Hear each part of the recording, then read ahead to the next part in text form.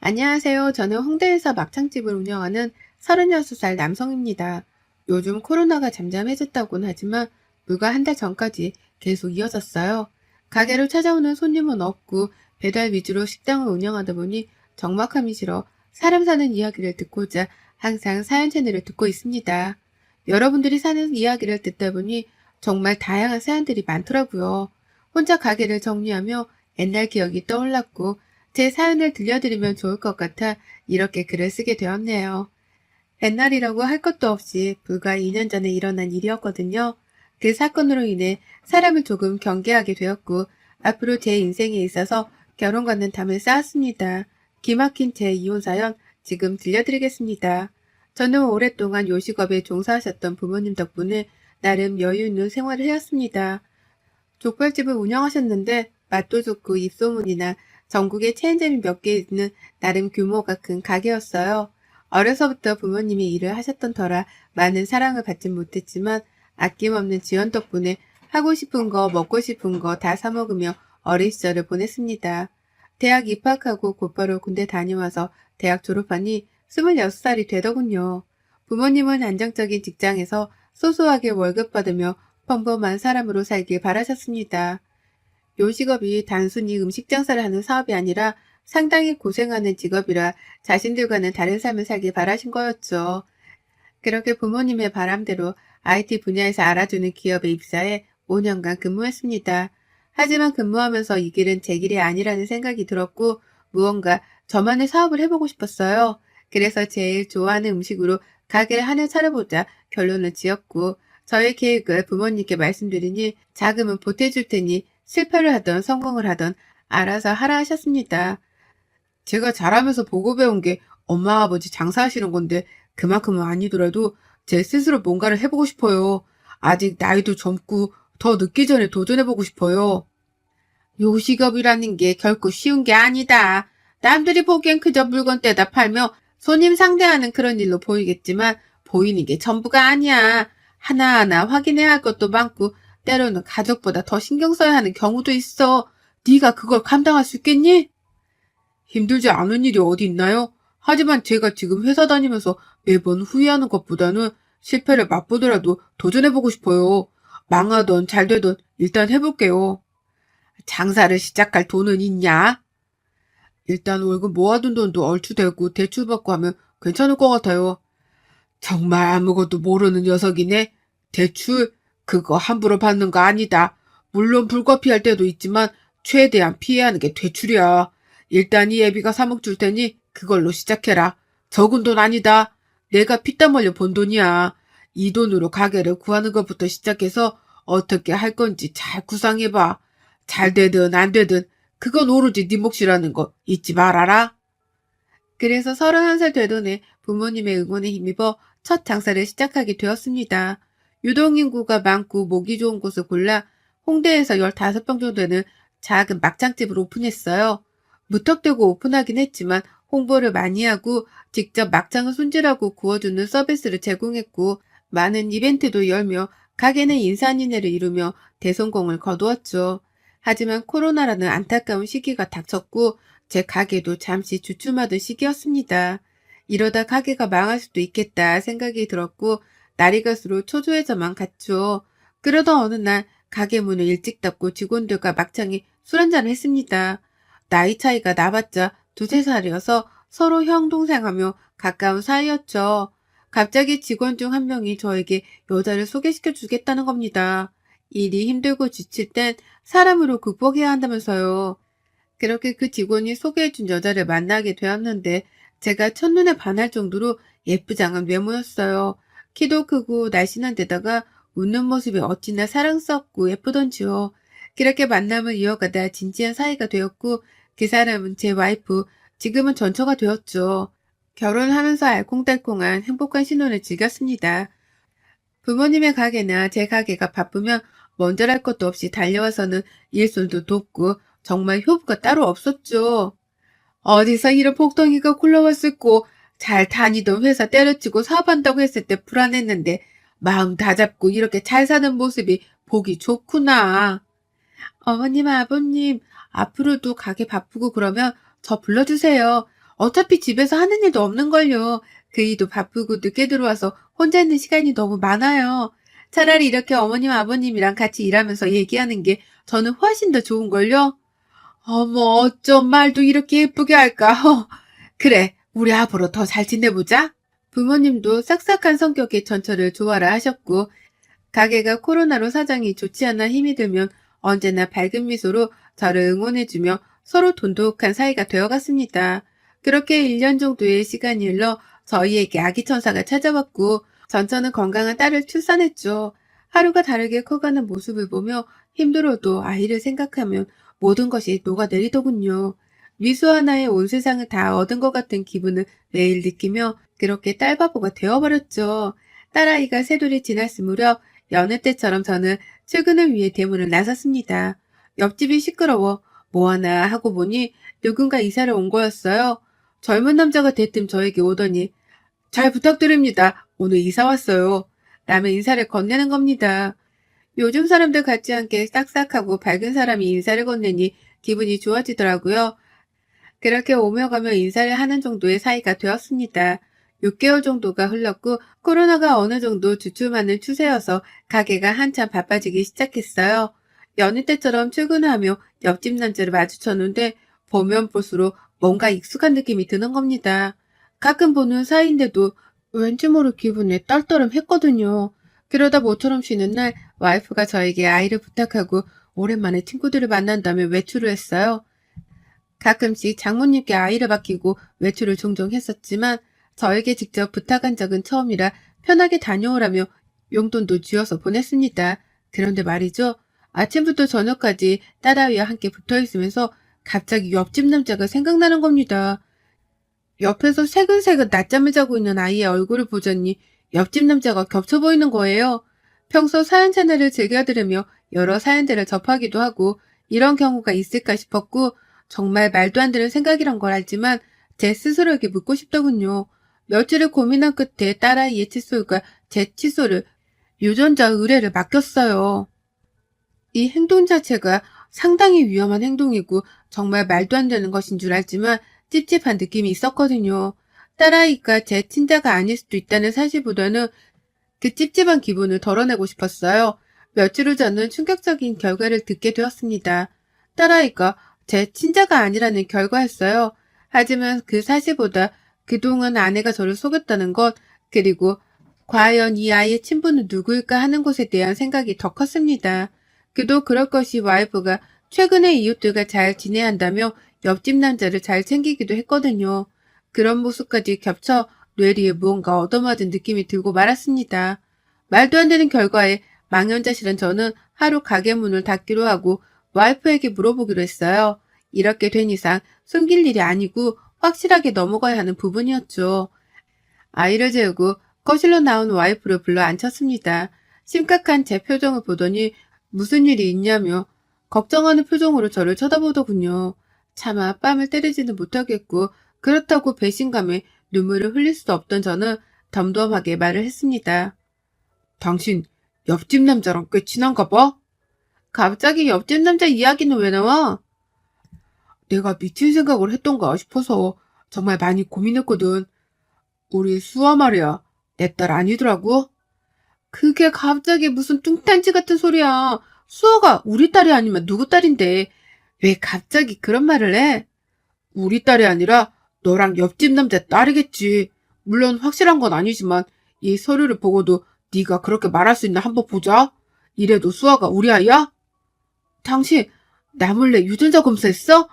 내가 그렇게 못 믿어왔니? 그래, 이왕 이렇게 된 거 다 말할게. 옆집 사람 사실 내 첫사랑이야. 자기랑 결혼하고 얼마 안 돼서 너무 치근덕대길래 몇 번 만난 게 전부야. 하룻밤에 실수가 있었고 서로 인생에 터치 안 하기로 했어. 내 아이 내가 낳아서 키운다고 말했고 지금 와서 이 사실을 말한다고 달라질 게 있을까? 이미 혼인신고했고 법적인 우리 아이인데? 너 어떻게 뻔뻔하게 말할 수 있어? 네가 그러고도 사람이야? 수호한테 미안하지도 않아? 어차피 얘라 모르잖아. 우리만 입 다물면 그만인 일이야. 당신도 수아 사랑하잖아. 이제 와서 친자가 아니라고 하니 있던 정도 떨어지니? 안 그래도 며칠 전에 정리했어. 다시는 안 만나. 그러니 당신도 생각 다시 해봐. 생각? 무슨 생각? 네가 네 입으로 생각이라는 단어를 말할 자격 있어? 수아는 둘째치고 너랑은 더 이상 같이 못 살겠다. 네가 안 나가면 내가 나가? 그렇게 저는 짐을 챙겨 가게로 왔습니다. 가게도 쉴 수 있는 작은 공간을 마련해 둔 탓에 급하게 가게로 오게 되었죠. 앞으로 어떻게 해야 할지 정말 막막하더라고요. 잠도 오지 않고 휴대폰으로 이리저리 알아보기 시작했습니다. 우선 저는 아내와 그 남자가 만났다는 증거, 불륜을 저질렀다는 증거가 필요했고, 결정적인 증거로는 딸아이와 옆집 남자 유전자 검사 결과가 제일 확실했죠. 와이프가 아이를 어린이집에 보내고 집에 없는 틈을 타 뭐라도 얻을까 싶어 집으로 갔습니다. 제가 집을 나간 지 며칠이나 됐다고 그새 집이 조금 엉망이 되었더라고요. 안방부터 욕실까지 차근차근 살펴보았습니다. 아니나 다를까 제 물건이 아닌 것들이 몇 개 있더라고요. 직감적으로 옆집 남자의 것이라는 걸 알았습니다. 제가 없으니 대놓고 왕래를 했던 탓인지 평소에 제 것과는 다른 스타일의 속옷도 있더라고요. 옆집 남자의 것으로 추정되는 물건들을 가지고 유전자 검사를 의뢰했습니다. 아니나 다를까 제 예상이 맞았더라고요. 너 이제 빼도 박도 못해. 이젠 아주 집에 대놓고 들이더라? 그것도 온전한 내 집인데? 그놈이랑 뒹구니까 좋아? 수화보기 부끄럽지도 않던? 정말 이해가 안 간다. 긴 말 필요 없고 법원에서 보자. 너랑은 정말 끝이다. 저는 그 길로 이혼 소송을 진행하고 옆집 남자에 대한 상간남 소송을 진행하기로 했습니다. 미리 변호사를 선임해둔 덕에 일처리는 비교적 수월했습니다. 와이프는 저에게 연락을 해오더니 소송을 취하라며 협박 아닌 협박을 했습니다. 네가 이러고도 무사할 것 같아? 수아보기에 창피하지도 않아? 안 미안해? 미안은 하지. 이런 상황을 만들어서. 그런데 적어도 나보다는 네가 더 미안해하는 게 맞지 않냐? 나한테 굳이 미안한 감정 없어도 되는데 예언말하는 사람이 양심은 있어야지. 네가 나한테 창피라는 단어를 말할 자격이나 되니? 정말 웃기는 여자네.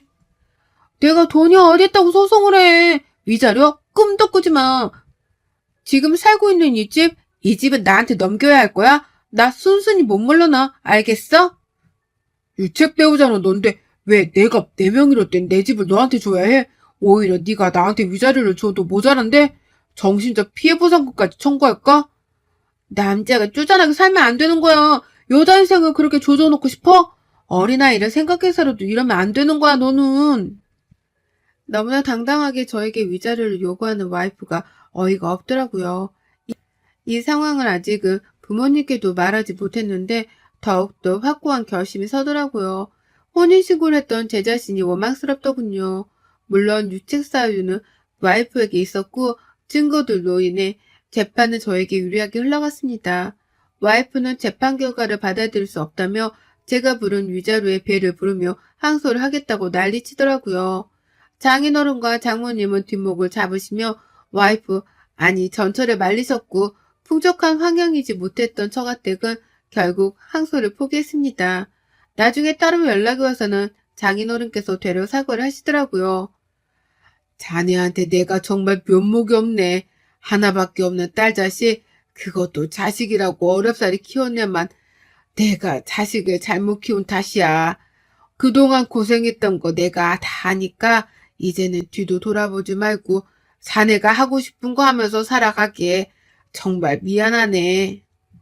그러고 나서 옆집 남자에 대한 상간날 소송을 진행했는데 2천만 원의 보상금을 받게 되었고 얼굴이 팔릴 대로 팔린 그 남자와 와이프는 둘이 어디론가 도망쳐 버렸습니다. 불쌍한 딸아이만 처가댁에 덩그러니 남겨진 채 말이죠. 딸아이를 생각해서라도 미친 척하고 참고 살아보려 했는데 저도 사람인지라 도저히 그 짓은 못하겠더라고요. 이 글을 쓰는 와중에도 딸아이의 웃는 모습이 생각이 납니다. 그렇게 소란이 잦아들고 코로나도 어느 정도 풀리면서 가게는 다시 활력을 되찾았어요. 그동안의 서름을 무마라도 하려는 듯이 정말 미치듯이 손님이 몰려왔고 역대급의 매출을 기록했습니다. 덕분에 직원도 2명이나 더 뽑고 내년에는 인근에 2호점도 낼 계획이에요. 바쁘게 살다 보니 힘든 일은 저절로 잊혀지더라고요. 그래도 부녀지간이었던 딸아이와 그 순간들을 잊지 못합니다. 더 이상 저와 상관없는 사람들이지만 천류는 끊지 못한다 했던가요? 아무 잘못 없는 딸아이만 눈에 밟힙니다. 전처가 내연남과 도망간 이후로 시간이 제법 흘렀어요. 아이를 어찌할 수 없던 처가댁은 어렵사리 아이를 키우고 계셨습니다. 몸이 불편하셨던 장인어른 대신에 장모님이 식당에서 일을 시작하셨죠. 아무 잘못도 없는 아이와 장인어른 장모님이 고생하시니 그래도 사위였던 마지막 도리를 다 하기로 했습니다.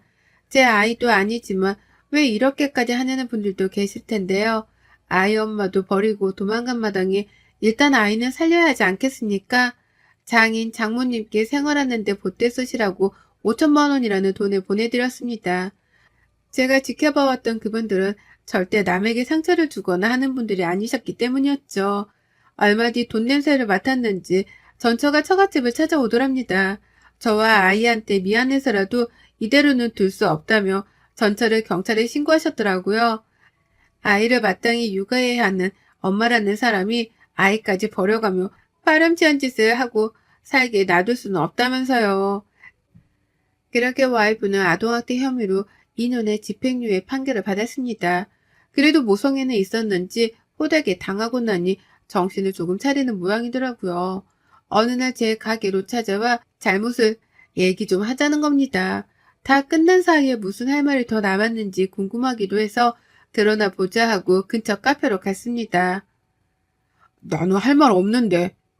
이미 끝난 사이인데 아직도 나한테 할 말이 남아있니? 무슨 말 하는지 드러나 보자. 내가 갈 때까지 가보니까 힘든 게 뭔지 알겠더라. 지금 생각해보니 당신이랑 수아한테 참 미안하더라고. 무슨 생각이었는지 모르겠지만 당신을 사랑하니까 그게 이유될 거라 생각했어. 그 마음은 진심이었거든. 잠시 내가 한눈 판 건 있지만 내 진심까지 무시하지 말아줬으면 해. 말이 된다고 생각해? 진심이라면서 어떻게 그 새끼랑 놀아날 생각을 해? 수아가 버젓이 있는데도? 쓸데없는 말할 거면 나 이민 간다. 시간 낭비도 아니고 뭐하는 짓이냐? 내 얘기 좀 끝까지 들어봐. 나도 처음에는 수아가 당신 자식인 줄 알았어. 그 사람 아이일 줄은 몰랐단 말이야. 이미 결혼하면서 끝난 사이였는데 스토커처럼 날 따라붙은 거야. 자신이 친아빠인데 가까이에서 아이를 보면서 살아야겠다면서 막무가내인데 내가 어떻게 제지할 수 있었겠어. 정말 구구절절한 사연을 늘어놓더라고요. 정신을 차리기는 개뿔 불쌍함을 무기로 내세우며 동정표라도 얻으려는 것밖에는 안 보였습니다. 혹시나 하고 기대했던 제가 병신이었습니다. 내가 다시 한번 말하는데 너 그런 헛소리 할 거면 나 찾아오지 마. 앞으로 연락하지도 말고 수아 생각해서라도 100번, 1000번 참고 조금이라도 기대했던 내가 머저리다. 너 이런 여잔 줄 알았으면 애초에 시작도 안 하는 거였는데 진짜 너 그렇게 살지 마라. 네가 하는 그 말 핑계로밖에 안 들려. 그래서 결론은 전 남자랑 놀아나서 아이까지 버리고 도망갔다 온 거잖아. 넌 정말 인간 되기 글렀다. 어디 가서 수아 엄마라고도 하지 마라. 내가 다 창피하니까. 말을 그렇게까지 해야겠어? 당신도 수아 아빠인데 어떻게 하루아침에 이렇게 달라질 수가 있어? 그동안 수아랑 함께한 시간들은 아무것도 아니었니?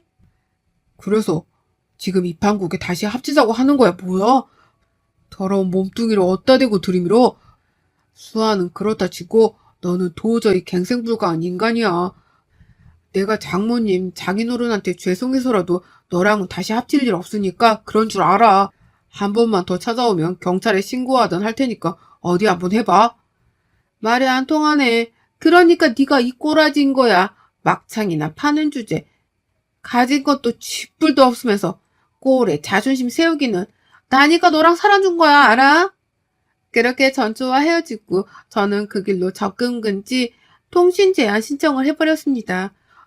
더 이상 상종할 가치가 없던 인간이었으니까요. 지금은 어디서 무얼 하는지 잘 살고 있는지는 모릅니다. 종종 장인어른이 보내오시는 아이의 사진을 보고 있으며 아이는 그저 해먹을 뿐이네요. 제 친자식은 아니지만 사랑스러웠던 그 순간들을 잊지 못할 겁니다. 살면서 제가 이런 일을 겪을 거라고는 상상도 못했습니다. 막상 겪고 보니 어떻게 이야기를 해드려야 할지 몰라 주절주절 길게 말만 늘어놓았네요. 남의 자식을 키운다는 건 결코 쉬운 일이 아니지만 저처럼 배신을 당할 경우는 정말 애매한 것 같습니다.